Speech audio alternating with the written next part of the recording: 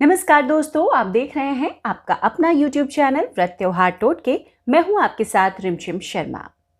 दोस्तों, आज इस वीडियो में मैं बात कर रही हूं महालक्ष्मी व्रत की। भाद्रपद मास के शुक्ल पक्ष की अष्टमी तिथि को महालक्ष्मी व्रत का प्रारंभ होता है, जो आज हो रहा है। और आज से प्रारंभ होकर महालक्ष्मी व्रत 16 दिनों तक चलता है।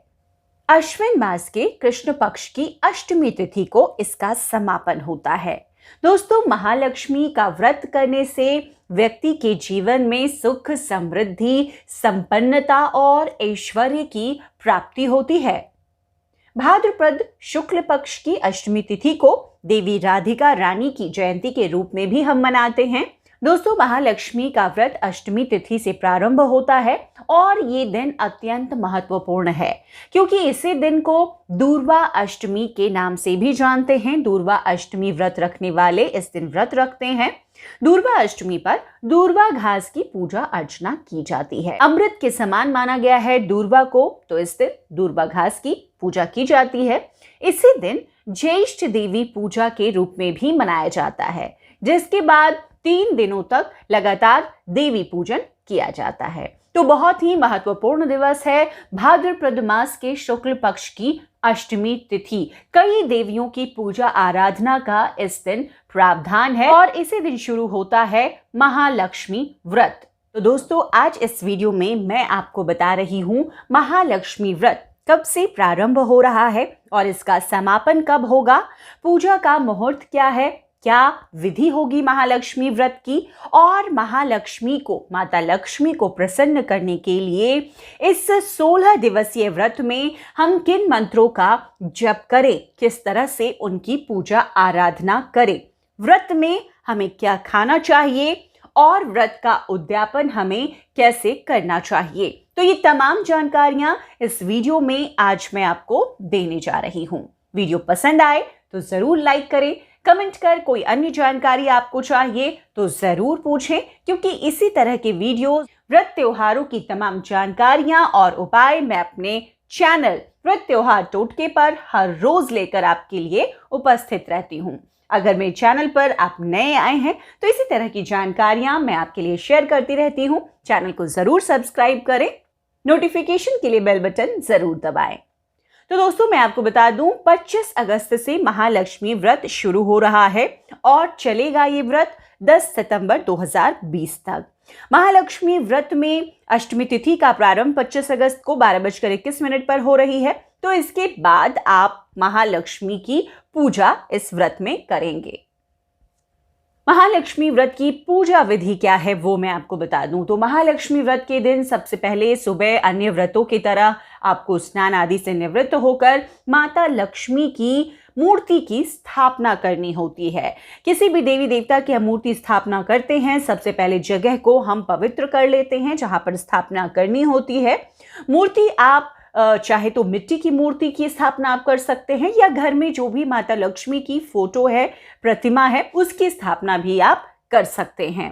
माँ लक्ष्मी को इस दिन आप वस्त्रों में लाल रंग के वस्त्र दें, गुलाबी रंग के दें, पीले रंग के, ये सभी रंग माता को बेहद प्रिय हैं। तो इन वस्त्रों को आप माता को अर्पित करें, पहनाएं।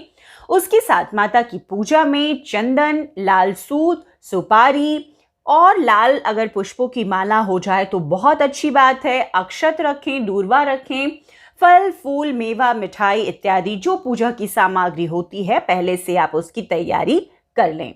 माता लक्ष्मी की पूजा में हम जानते हैं कि कमल के फूल का बहुत महत्व हो जाता है। तो कमल का फूल अगर आपको मिले, सफेद कमल मिल जाए बहुत ही अच्छा है। अगर सफेद कमल नहीं हो तो आप गुलाबी रंग के कमल को भी ला सकते हैं और माता को अर्पित कर सकते हैं। पूजा के लिए आप दूर्वा जरूर रखें और कमल गट्टे का भी इंतजाम रखें। माता को वो भी आज की पूजा में जरूर अर्पण करें। माता लक्ष्मी की पूजा में उन्हें किशमिश का भोग लगाया जाता है और फिर भोग में सफेद बर्फी का भोग लगा सकते हैं। आप खीर भी सफेद बना सकते हैं। माता लक्ष्मी की पूजा में हम खीर का भी भोग लगाते हैं। तो आप माता लक्ष्मी को ये तमाम चीजें अर्पित करने के बाद उनकी आरती करेंगे। आज के दिन, महालक्ष्मी व्रत के दिन, आपको क्या करना चाहिए? आपको ज्यादा से ज्यादा अपने जीवन में खुशहाली, तरक्की चाहते हैं तो महालक्ष्मी के मंत्रों का जाप करना चाहिए। मंत्र मैं आपके लिए एक बार बोल देती हूं, मंत्र मैं आपके लिए डिस्क्रिप्शन बॉक्स में भी लिख दूंगी। माता श्री महालक्ष्मी का जो महामंत्र है वो है ओम श्रीं क्लीं महालक्ष्मी महालक्ष्मी देहि सर्व सौभाग्यम देहि मे स्वाहा। तो ये मंत्र है महालक्ष्मी का। दूसरा जो माता लक्ष्मी का मंत्र है वो मंत्र मैं आपको बता देती हूं, जो आपको महालक्ष्मी व्रत में जरूर जप करना चाहिए। मंत्र कुछ इस प्रकार है, ओम श्रीं ह्लीं श्रीं कमले कमलालये प्रसीद प्रसीद श्रीं ह्लीं श्रीं ओम महालक्ष्मी नमः। तो इस मंत्र का आप ज्यादा से ज्यादा जप करें। आपको ये भी बता दूं कि माता लक्ष्मी के मंत्रों का जप हम करते हैं तो कमल गट्टे की माला से करते हैं। तो ये ध्यान रखें, पहले से आपको कमल गट्टे की माला का इंतजाम रखना होगा, क्योंकि आज आपको माता लक्ष्मी के मंत्रों का जाप करना है। ऐसा ही आपको याद होगा कि हम जब दीपावली में माता लक्ष्मी की पूजा आराधना करते हैं, उनके मंत्रों का जप करते हैं, तब भी करते हैं कमल गट्टे की माला जरूरी है। माता लक्ष्मी के महामंत्र के जाप करने से आपके जीवन में धन, संपदा, वैभव और ऐश्वर्य की स्थिरता बन जाती है। कहा जाता है लक्ष्मी चंचला होती हैं, लेकिन अगर आप माता लक्ष्मी का महामंत्र करते हैं तो ये जाप आपके लिए बहुत ही ज्यादा कल्याणकारी हो जाता है। दोस्तों, महालक्ष्मी व्रत में इसी तरीके से, जैसे मैंने बताया, 25 अगस्त से ये व्रत शुरू होगा और आपको चलेगा 16 दिनों तक। 16 दिनों तक आपको कुछ इसी प्रकार से हर दिन पूजा करनी है माता की। 10 सितंबर तक, गुरुवार के दिन तक आपको व्रत में जिस तरह से सुबह और शाम की पूजा अर्चना हम करते हैं व्रतों में, उसी तरीके से आपको माता लक्ष्मी की आराधना करनी है इन 16 दिनों में। और अगर आप नहीं कर सकते हैं तो आप 25 अगस्त को करें और फिर महालक्ष्मी व्रत का समापन जिस दिन हो 10 सितंबर को, उस दिन विधिवत माता लक्ष्मी की पूजा आराधना भी आप कर सकते हैं। आपको बता दूं महालक्ष्मी व्रत का उद्यापन कैसे करना चाहिए। जिस दिन हम महालक्ष्मी व्रत को प्रारंभ करते हैं उस दिन अपने हाथ में हल्दी से रंगे हुए रक्षा सूत्र का, अगर कोशिश करें सफेद मिले और हल्दी से रंगे, और नहीं तो जो बाहर से मिलता है उसे भी आप इस्तेमाल कर सकते हैं, उसमें 16 गांठ बनाकर उस रक्षा सूत्र को अपने हाथ में बांध लें। माता लक्ष्मी की पूजा में 16 अंक का बहुत विशेष महत्व है, तो 16 गांठ बनाकर हमें हाथ में बांधना चाहिए। आखिरी दिन यानी कि 16वें दिन जब आप पूजा करते हैं, उसके बाद जो भी आपने मूर्ति स्थापित की है माता की, उसका विसर्जन का प्रावधान होता है, आपको विसर्जन करना चाहिए। तो 16वें दिन इस व्रत का उद्यापन हो जाता है। उस दिन पूजा में माता लक्ष्मी की जो भी उनकी प्रिय वस्तुएं हैं वो आप जरूर रखें।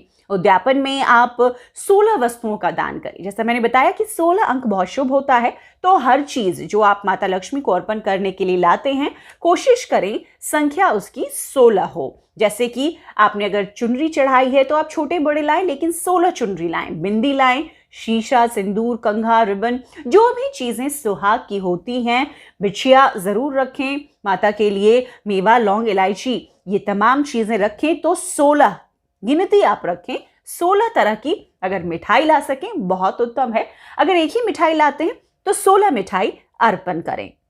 तो इस तरह से पूजा अर्चना के बाद आपको माता लक्ष्मी की आरती करनी चाहिए।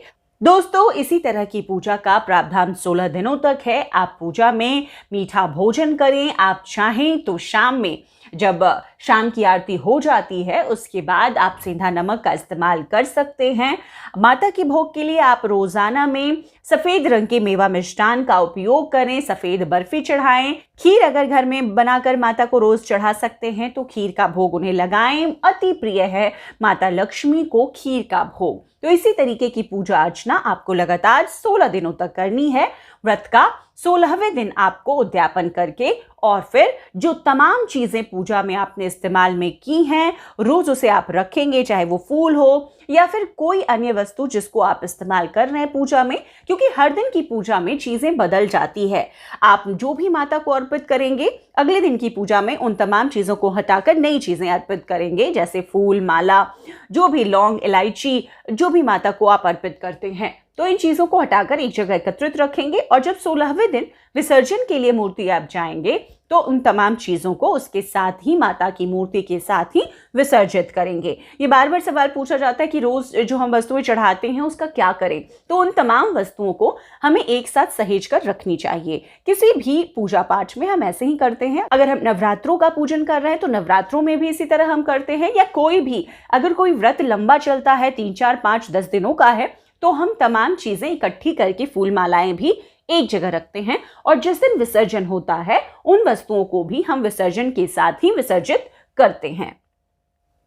तो दोस्तों, इस तरीके से महालक्ष्मी का व्रत आप करें और माता लक्ष्मी की असीम कृपा आपको प्राप्त हो। दोस्तों, उम्मीद करती हूं कि वीडियो आपको पसंद आया होगा। वीडियो पसंद आए तो जरूर लाइक करें, कमेंट करना ना भूलें, आगे दोस्त परिवार तक जरूर शेयर करें। इसी तरह की जानकारियां मैं हर रोज आपके लिए अपने YouTube चैनल व्रत त्योहार टोटके पर लेकर हाजिर होती हूं।